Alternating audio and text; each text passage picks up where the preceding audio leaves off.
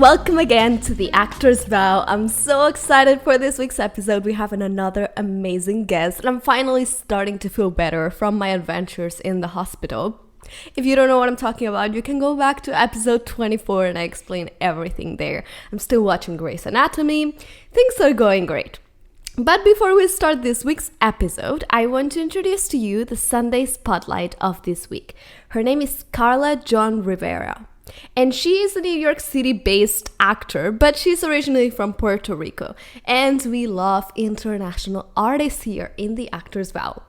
She's a singer, actor, writer, dancer, and she is also the host of her own podcast called De Camino. And they talk about experiences in the theater industry and how they've navigated it, especially through these times. So Carla will be talking about her podcast. She'll also be talking about how her background has influenced her art and also how the industry can be more inclusive. So you can read her full interview this Sunday at the Actors Vow Instagram. And if you want to find her before that, her Instagram account is at the Carla Rivera, at TheKarlarivera. So this week's guest is very exciting. She's a British actress. Her name is Jade Asha. She has won multiple awards and she has been nominated to so many more, and she's been in the industry for so many years. But the main reason why she's here today is because her book Actorpreneur is coming out today. Yay! Congratulations, Jade. It's so amazing to see an artist thriving, especially during these times, and creating their own work and sharing their knowledge. It's very inspiring.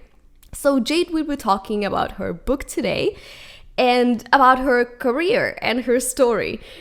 She will talk about creating your own work as an artist, intimate scenes, to attending premieres, to photo shoots, to dumping an agent. She basically put all the knowledge that she's gained all these years and all the questions that really you can't find in a lot of places, that as a young actor or as a young artist in the industry, you're pretty lost at the beginning.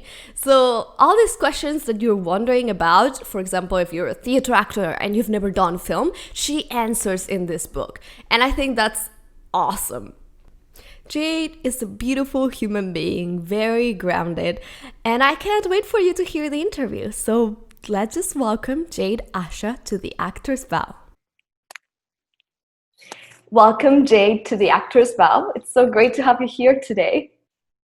Thank you for having me. This is great. Of course. So the first question I wanted to ask you is, what made you want to be an actor? Well, I've always loved acting and performing. I think even when I was young, I just had this draw to actors. I'd go, whether my mum would take me to a pantomime or just watch something on the telly, I was just always drawn to acting and performing. I just felt what is there better in the world? And then when I went to school, I think I had a lot of learning difficulties, and I never really found that thing that I was good at. I felt that other people were good at things and I couldn't really figure that out. It wasn't until I started acting and I was given this script that we had to perform the next day, and I took it home and I learned the whole thing, and I came back and no one else had done that, and I thought, oh, I obviously like this a little more than everyone else. So yeah, it was from there really. I thought, actually this could be my thing. Wow. And you've been doing more TV or film or theater? I do definitely more screen work. I started off doing a lot of theatre when I was very young. I was saying the other day, it's been 8 or 9 years all of a sudden since I haven't done any theatre. But yeah, mainly screen stuff. I do a lot of British independent film mainly. Nice. So you have a book coming out November 4th, which is very exciting. Congratulations. So I want you to tell us what inspired you to write this book and it coming out now. So I've been acting maybe for the last 15 years now, and I never went to drama school, and I felt like it's not been an easy ride for me, but I've got to a point now where I feel like, I'm in a nice place. I do work quite a bit, and I get a lot of auditions, and I'm quite steady with my voiceover work.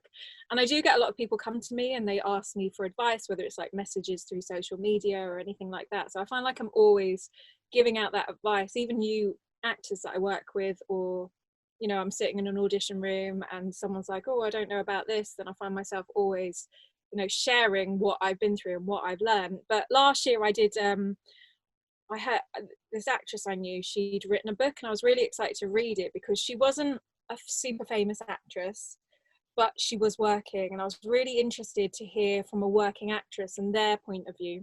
But when I bought the book, it wasn't what I thought it would be. She kind of done this creative thing.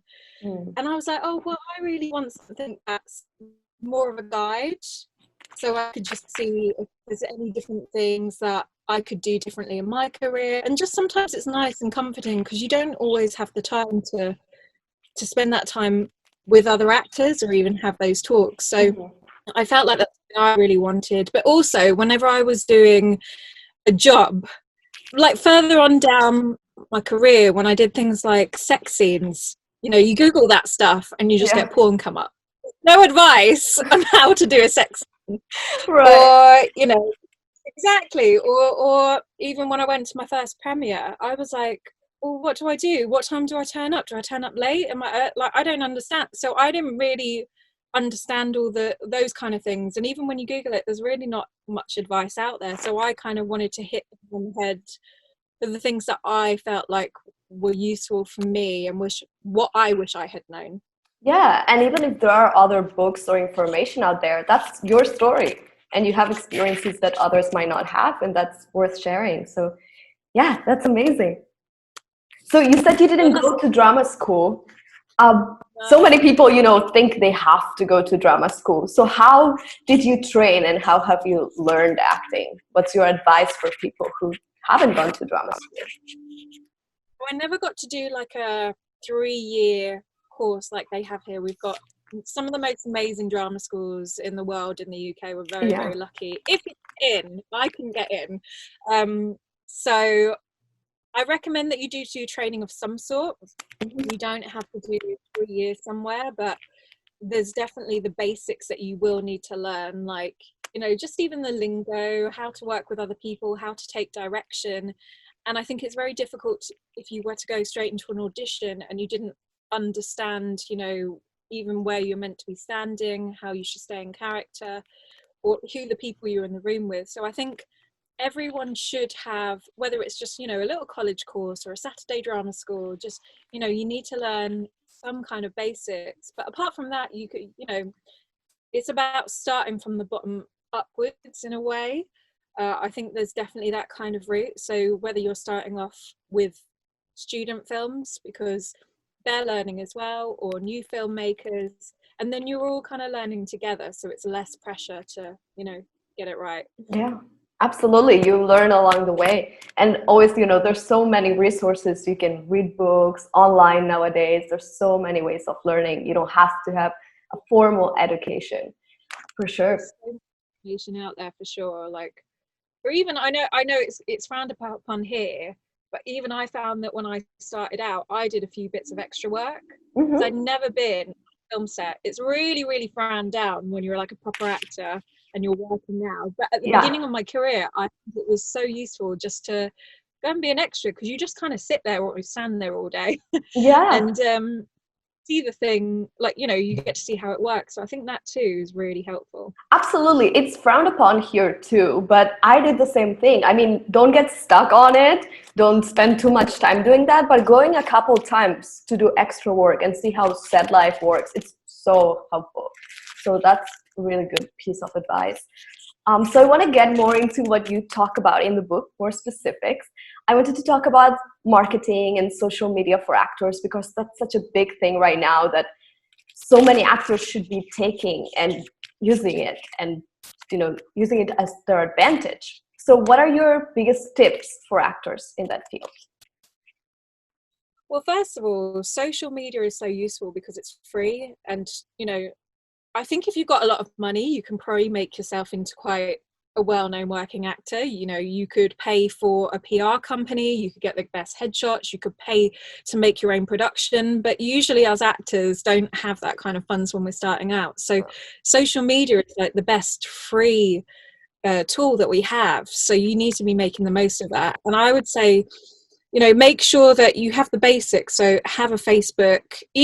Some people don't like to have you know, you could have a personal and a business account separately, because, you know, sometimes if you have photos where you might have more underwear or posy photos, your family and friends, they do not want to see that, and you're probably not going to be getting likes from. Whereas you might build yourself a little bit of a following if you use your more promotional stuff for your acting page. So I'd say, first of all, keep your personal and your business page separate. If you have a stage name, make sure you use that name. I know so many people that have their real name and their stage name, and they don't, you know, and I'm like, well, how is anyone going to search for you? You need to be consistent.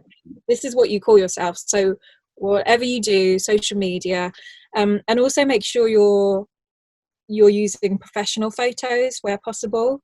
You don't have to spend loads of money again. You could use headshots, or you could do like time for money prints with people. So photographers that want the experience as well, you could just hit them up and do a little shoot here and there, and it just gives you content that looks good. And also IMDb, because you can pay to be an IMDb Pro member, and that will start building up your social media, your internet presence as well. So using all the different things that are there, and just focusing and making sure it's professional. Like, no one wants to see what you had for breakfast on your social media, so try and keep it separate. Yeah, I mean, you just mentioned you know, having more like underwear or lingerie pictures that you've probably done, you know, a modeling shoot. And I've heard many people in the industry say, well, be careful with posting those things, because you might not get cast in, let's say, a commercial. There are companies that if they see that, they don't want to cast you. So what's your experience and your opinion on that? If you feel like you want to do those kind of photos, because not everyone does want to do the underwear kind of things, you know, it's you and your brand. You can kind of do what you want, essentially. And if that's your thing, if you do look great in a bikini, you might get the commercials where they want a bikini model or want someone in a small dress. That's not going to be every single role, but that might be some roles. And there might be some roles where they're specifically looking people who can do that.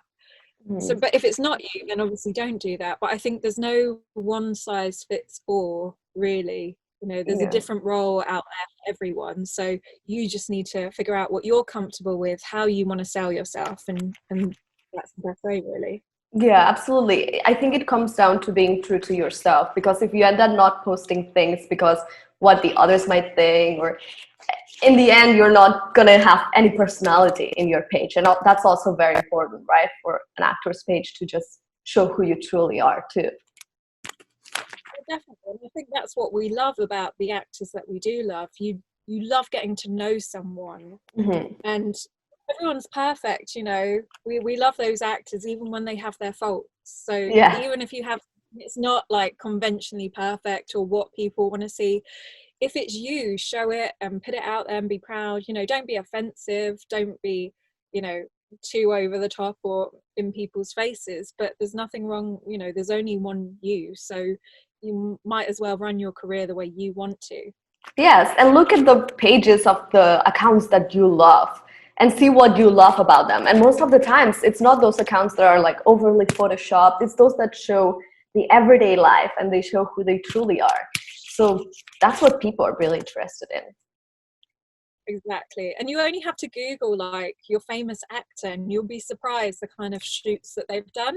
Yes. There's promotional kind of things. Like, again, I'm not saying you have to do whatever kind of shoots, but I think the more that you are putting the image of yourself out there, then the better, because this is essentially what we're doing. We're selling what we look like. And, you know, you can fight against that or you can use it to your advantage. Yeah, absolutely. Okay, so let's talk about agents. I mean, so many people in the industry call them the necessary evil. It's like you have to have one, but They're annoying sometimes in many ways. So what's your perspective on it? Do you need an agent? How do you get an agent? So I actually think that agents was my biggest section of my book. I had so much to say on agents, like Okay. whether it's from working with an agent, what makes a good agent, what makes a bad agent, even dumping your agent, because that can, that can be awkward, or even getting dumped. It happens to people, and how to deal with it. I think an agent is essentially your admin person, and that's how you got to see them. They're great to have. They're great protection. They handle the legal stuff. It's easier for you to be a creative, so you can schmooze with the director and producer on set, and there's not going to be any negativity when you actually need to ask for a bit more money.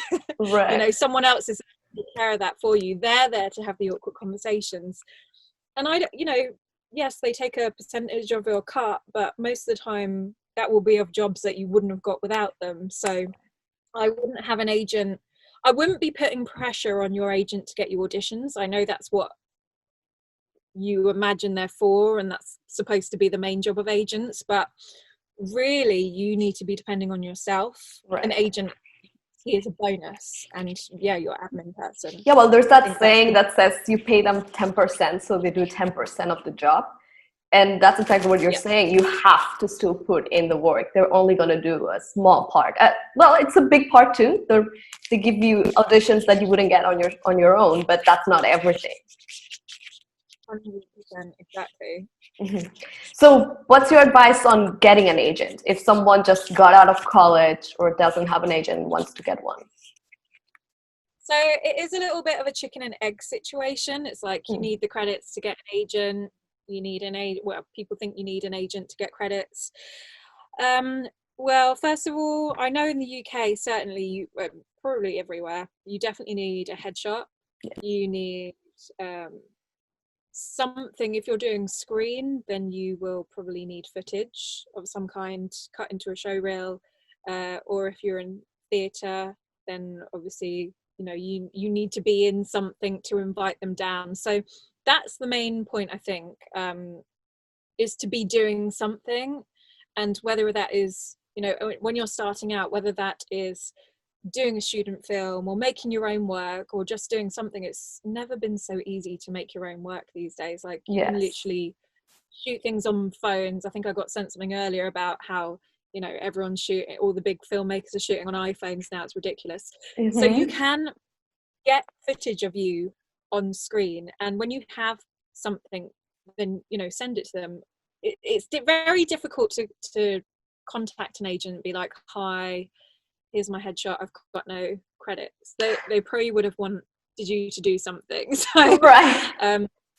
it's difficult getting those first credits, and it can take a while to build that up. But apart from that, always make sure you've got something to send them.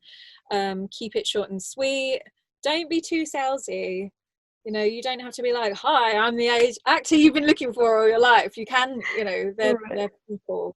Send a polite message, and they like you or they don't, and eventually you will find someone. But again, it's the numbers age. You don't always have to be going for the big agents as well. I know everyone wants to be with I call them the superstar agents, but I've been with one of them, and if you're not already a big name and they've got bigger names above you, sometimes you can't even get them on the phone. Like I was with one agent. In 3 years, in 1 year, I got 3 auditions, whereas now I'm with a agent no one's heard of, and they work bloody hard for me, and I get 3 auditions a week, which is the dream really for me. So, it doesn't have to be a big name agent either. Yeah, I mean, you can't forget that also they make money out of what you book. So they really have to be sure that you will be a good asset to have. So that's why you need to show the credits. It's not because they're being difficult. It's just that's how they're going to make money. And you're absolutely right. I remember when I moved to LA, I signed with my first agency, and it was a big agency. And I had a friend, and he was like, that's amazing. You're going to get so many auditions. And the same thing happened to me. I got 1 audition in a whole year. And it was just so disappointing. And that's what happened. They have so many big names they will go with those because that's the money that they're going to have 100% sure, and they know it. So why would they go with the people who they don't really know about? So yeah. Exactly. And you have to kind of put yourself in their shoes as much as you can.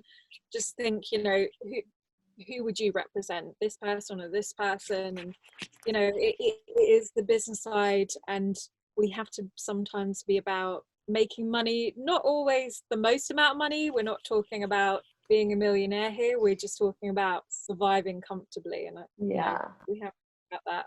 Yeah, so let's say your agent is not working like it happened to you or me. What do you do? Well, first of all, I set up a meeting with them. If you can't even do that, forget it. Just leave them. You should be able to get a meeting with your agent. So if you can't even organize some kind of meeting, when you have that meeting, ask them, what they think is happening, what can you do to improve, always make it about, ask what you can do. Don't always be like, you need to do it and you need to do that. Like, take some responsibility. Ask them, do your headshots need redoing? Should you try for a different thing on your show reel? Talk to them about how you can work together. And after that, see how it goes, see what they think. And if they then give you a push and over the next couple of months things improve, then, it might be the conversation that you needed. Maybe you needed to prove yourself that you really wanted to be working as well. Because I briefly represented some actors as well. I worked as an agent, and it was quite interesting going from that point of view as well, because I had friends and they wouldn't get anything for ages, and then an audition would come up and it'd be with a massive casting director, and then they didn't get the job, but then I get them other jobs, and because they weren't as good as that last audition I got them, they just not bother. And then you kind of think, well, like, you probably think, oh, my agent's got lots of people, if I don't do an audition they won't notice. They will notice. Of course. And then what's the point? Why am I going to waste my time on you, sending you off to audition? You're not going to turn up. It makes the agent look bad too. Exactly. So they're not going to invest in you anymore. So you have to take a look at how you're behaving, and all we really have to do is just turn up on time, learn our lines, be prepared, be polite, and that's kind of it. Yeah. There's the other things, but that is at the very basics. We just it seems basic, but it also seems hard for a lot of actors. Absolutely. No, and so I had these actors, and I'm like, this is great. This could be, you've not worked in ages. Why are you not bothering going for this? And then after that, I was like, I never miss an audition now. I will always get back to my agent straight away. I will let them know, even if I'm not available for an afternoon, because, you've got to be proving to them that you're worth putting the time into. Absolutely. But if you do have to have that difficult conversation, I'd say just keep it short and sweet and send an email. Like, hello, I've really enjoyed working with you. I don't feel like this is working out anymore, but I've really enjoyed working with you, and I hope that our paths will cross in the future. Just keep it very neutral and short and sweet, and see what they say. Check the contract first as well. Yeah. I mean, yeah. In the end, it's communication. Like with any relationship, people think that, how do I contact an agent, a casting director? The same way you would communicate with any human, right? Just keep the communication open. If you can't make it to the audition, just let them know. If it's not working, let them know. So just about that. Yeah. So I want to talk more about creating your own work. You were just talking about that, about not having an agent and still like doing your own thing. And now with internet and social media, there are so many options. So what do you think actors can be doing, especially right now that we're in quarantine, to create their own stuff? Well, I started I know a lot of actors have moved into this, but I was doing voiceovers for the last 3 years. So I had the microphone anyway, but I have been doing a lot more work with voiceovers during quarantine. And it's really easy. Like, I mean, there's a lot of skills to learn when it comes to recording yourself, because you have to learn how to use the equipment, you have to use the system and all of that. But that's one thing. And even from that, obviously, you can do things like podcasts, or even recording your own radio plays, or you could get an old Shakespeare play and then get people to read in the parts. Like, there's so many things you could do. And just even speaking and doing voiceovers, I feel really fills a massive hole for me. Like, I feel like I'm acting every day, which is great. The other alternatives are writing your own work. This is perfect time if you've ever thought, oh, you know, I've always wanted to do this kind of role or that kind of role. You know, start learning to write, be at home and start thinking about what you love. If you are going to do that, find something that's very important and personal to you. Don't be like, oh, I've always fancied playing a pirate, so I'm just going to do this little sketch about a pirate. It's too broad.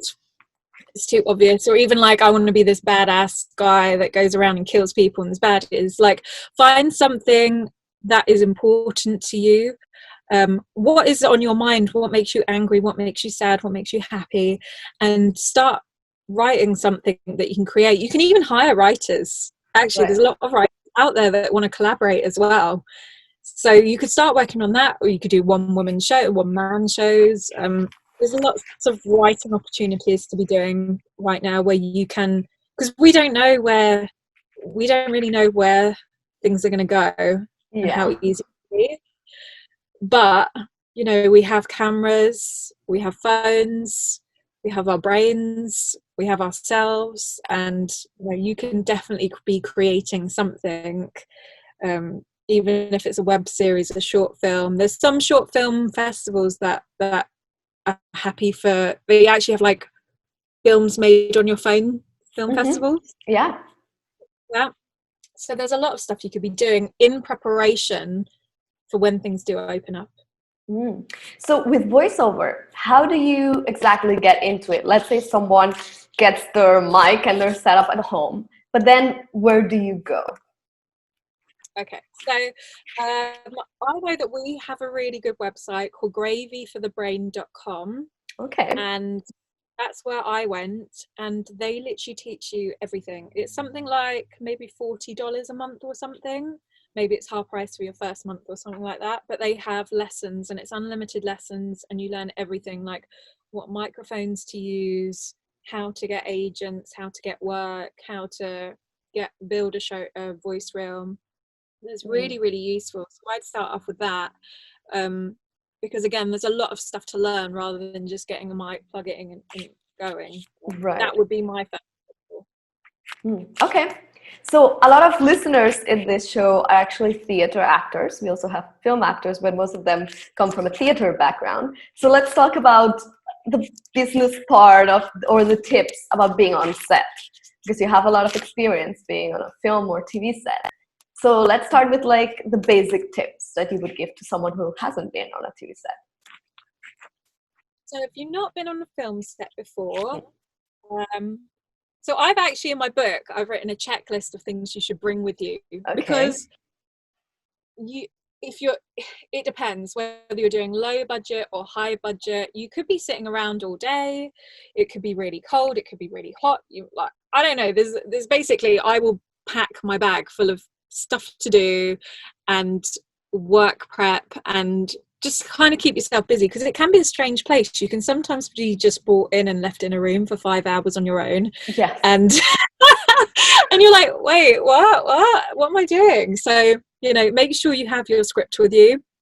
Make sure you have changes of clothes, because you don't know if wardrobe's going to have everything that you need. And know your lines is the very first thing, I would say. Absolutely, 100%. You just need to turn up and know your lines. You know, never walk onto set thinking you're the most important person there. Actors are really, really replaceable. When it comes to film sets or TV sets, there are thousands and thousands and thousands of out of work actors. And if you come in and you're showing off or playing up or pulling diva-ish, you know, filmmakers are very down to earth, hardworking people. They will pick that up and they will not stand for it. So, you know, you have to just be professional, polite. I tend to keep to myself. That's why I just bring a load of stuff with me so I can kind of be self-contained in one corner. Don't go off anywhere. Don't be going around talking to everyone, trying to be everyone's best friends. Just turn up, know your lines, make sure you've done your character prep, and be ready. Also, film acting is all about being very small.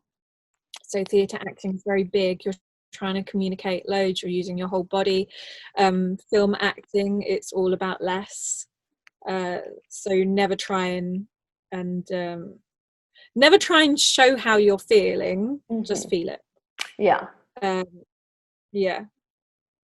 Okay. Yeah, that's great advice. What about you were talking about intimate scenes. I know there's a section in your book about that. What can you tell us about it?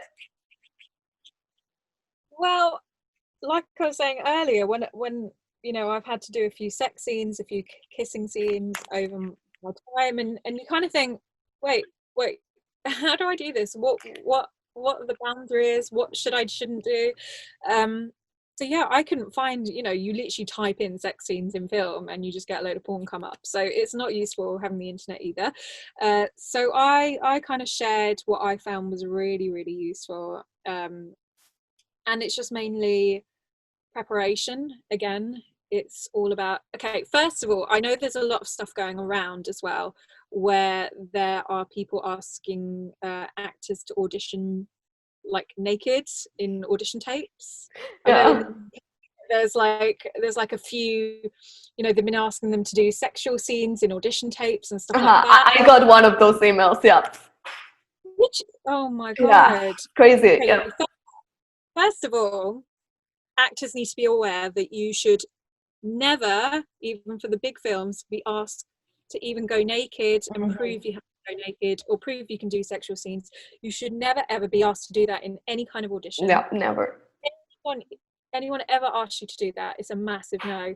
The time that is agreed is at contracting stage. So, you know, if they've chosen you for the role, then you will discuss what you are and you are not happy with. Read the scene. And you can always say no. I feel like, especially as women, we don't like know that much. It's like, oh, I have to do this because if not, I'm not going to get cast. No. Don't do anything you're not comfortable with, because the thing is, it will come across on the set.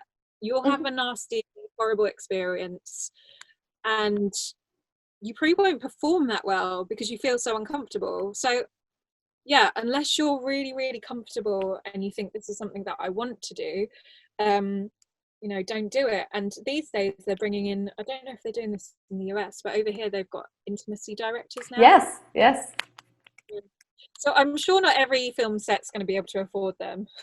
But you know, if you don't have that option, make sure that whatever you do, you talk it through with the director, and you know, check that they are very sensitive, male or female. Check that they are sensitive in dealing with the situation. Because I've even recently been on a set and they've been like, okay, so we want you to simulate a blowjob in the scene, and I'm like, what? It doesn't even say that in the script. Right. And I got really, like, uptight and funny about it, and they just, you know, I just said no, and I was just, you know, I nearly started crying because you feel so victimized. You're like, how dare you kind of spring this on me? And yeah, it was weird, and you know, we didn't do it in the end. But there's been and I know of other actresses, and they've gone in for a scene, and then they've been asked to go topless, and they've done it, and you know, it was never discussed before. So, you know, that section of the book is more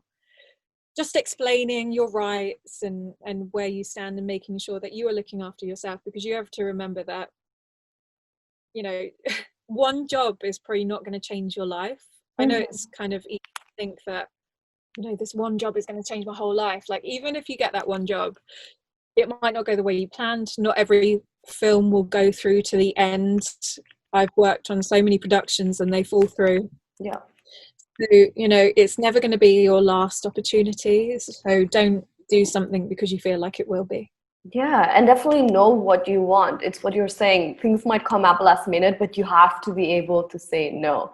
Like the way I see it is I don't mind doing nudes or things like that, but if it's like makes sense with the movie, if it's done in a tasteful and artistic way, but if it's just for the sake of someone being nude or what you were saying, just a blowjob, it just doesn't make sense. You know where this is going. So And I yeah. think this is why it's actually useful for actors to learn about writing as well, Mhm. because I know certainly when I was earlier on in my career, I was like, yeah, but how can you tell? Like, I was like, I don't know if it's good writing. I don't know. It seems okay, but sometimes it's not until you've read a lot of scripts or maybe done a little research into the writing side to figure out. You know, sometimes it's just obvious. It's like this shouldn't be there. This is just for this, but it can be handy also for actors to learn a little bit about writing, just so they can understand also a little bit more Yeah. when things should be there and not. Absolutely. I've said that before in the podcast, not just for that, which is a really great tip, but Mm. also if you understand the writing, you'll also be able to understand your character more because you understand what the writer was doing with the character art, the storytelling, and you're going to be able to add to that. So yeah, knowing about writing is so important for an actor too. Also knowing about directing and all the aspects of being on set, right? Like you have to understand everything that goes into making a movie to just also be able to do what you have to do. I think that the biggest learning experience for me as an actor was when I worked as a casting director. Mm-hmm. It was the most useful thing I ever did in my life. So if you ever have a chance to be involved in casting, just to even sit that side of the table and just see what happens, then absolutely do it, because even it changed the way I walked in the room, because I used to walk in the room and I'd be a bit awkward and just walk in the room, don't think about things, all you're doing is just walking in the room, and don't try and be someone's friend. You don't have to be everyone's friend. Just because, you know, they like you or don't like you, it's not going to guarantee you get a role. You know, it was definitely the most useful thing that I found Yeah. about what made an audition good and what didn't work. Yeah, it makes you see things from such a different perspective. I also directed a theater show and I had to do casting. And yeah, it was so like what you're saying, the way you walk into the room, that was the thing I noticed the most because I noticed that as soon as I saw someone walked into the room, I knew if I wanted them in my show or not. Just by the energy, the way they walked in, I didn't even have to see the monologue because it's already, and that's what casting directors do most of the times. Like they make a decision like this. Yeah. Yeah. Yeah, it's hard to explain. I think a lot of the time it's hard to explain what that is. It's kind of more of a visual thing to be Yeah. like, but it is an energy that someone has. Yes. There's almost a desperation, or if you're trying to please other people, Mhm. it's very obvious. If you are confident and you're happy and you don't care and you're just there doing your thing, it yeah, you can only describe it as an energy that you will bring to even walking in the room, and your whole approach to even life. But you know, the you have to stop pleasing other people as an actor and just be like, hey, this is me and this is what I bring. Absolutely. So, what other things are there in your book that we haven't talked about that you can tell everybody? And where can people get your book when it comes out? Okay, so first of all, it will be on Amazon. It's called Actorpreneur, which I know is like it's like a bit of a hashtag at the moment. So there's no books called it. So I was like, perfect. So Actorpreneur, and I've started a website called www.actorpreneurbook.com. Okay. So all the directions will be on there, but it should be on Amazon. It's also going to be an ebook, so you guys in the States wouldn't have to wait so long. And I'm also going to record the audiobook version. And what else has it got? Well, it has audition advice, headshots, and photography advice. Because again, I think there's not too much information about the actual process of doing headshots themselves. Um, finding your own work, so websites and making sure your social medias are up to scratch, PR, because when you have actually done some work, you need to be helping get it out there, really, because if the film does well, or the show does well, then you do well as well. So it's all about supporting the work that you've done as well, and utilizing your social media. But then also mindset, because I think that's something that I focus on a lot. So at the beginning of the book, I also have a guided it's a guided, oh my god, I forgot what it's called. It's a guided visualization. So I think it's really, really important to know where you want to go. Mm-hmm. You wake up in the day and you're like, what am I doing today? You're just not going to get anything done. If you know exactly what you want out of life and what you want out of your career, then your brain will figure out a way of making it happen. So I've got the vision board downstairs. I've got everything. I've actually had my book on it, which every day I wake up and go, book, which I don't know if I'd have actually bothered doing this if I hadn't had that. So there's this guided visualization that basically says, shows people how to imagine everything they want out of life. So it shows you your 70-year-old self. You wake up in your house when you're 70 years old, you walk around, you walk into the room where it's just full of all your achievements and what's in there. It's a way of accessing what you really want without you actually knowing it. So are there signs on the wall and the massive posters of you? Have you sold out West End or Broadway shows? Have you produced your own work? Like, what are your life achievements? And then you can figure out from there where you want to go and how to get there.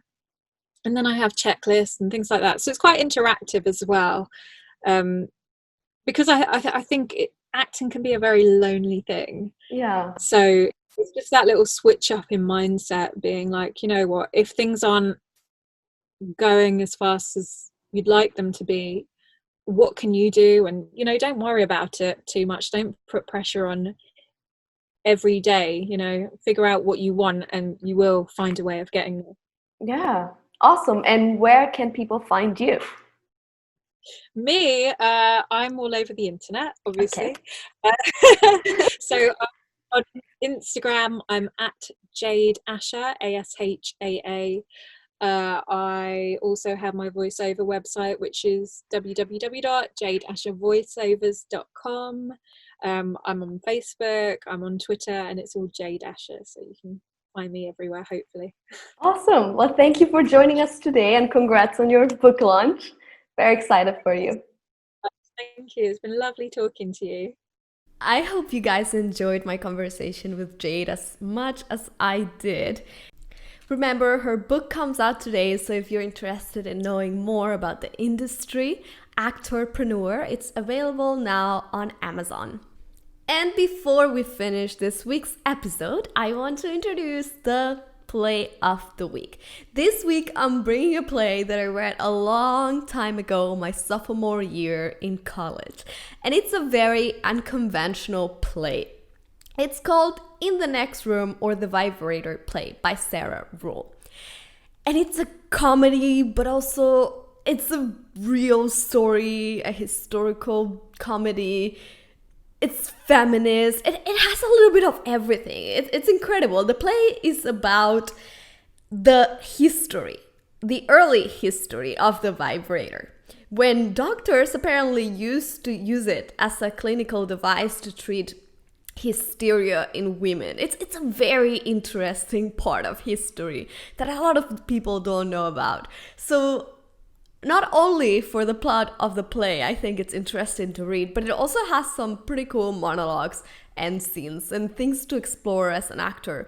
For scene study, it's definitely very different. So I really, really recommend you read it and explore it. The play again is In the Next Room, or The Vibrator play by Ruhl. And this will be all for this week. I don't know if there's a guest next week or if it's only going to be me still planning all those things, of course last minute.